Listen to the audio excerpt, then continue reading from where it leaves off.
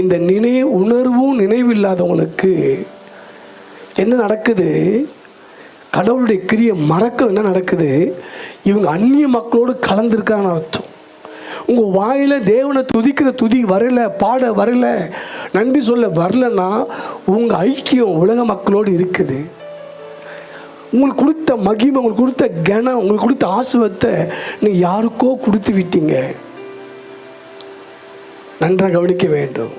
ஆனால் தெய்வம் பாருங்க, தொடர்ந்து நீங்கள் அதே சங்கீதம், சிதறிக்கப்பட்டார்கள். நன்றாக கவனிங்கம்மா, சிதறிக்கப்பட்டார்கள், அடிமையாக்கப்பட்டார்கள்.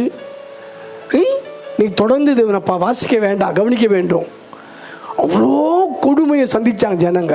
நல்லா கவனிக்க. நீங்கள் சொல்கிறோம் பாருங்க, பாஸ்டர் கஷ்டம், நல்ல வருமானம் வந்தது, நல்ல உயர்வு இருந்தது, நல்ல கனம் இருந்தது, நல்லா தான் இருந்தேன், இப்போ திடீர்னு போயிடுச்சு, திடீர்னு வரல, தடையாகி போச்சு. நான் இன்றைக்கி சொல்கிறேன், உங்களுக்குள்ள உணர்வும் நினைவு இருந்துட்டா துதி அவருக்கே.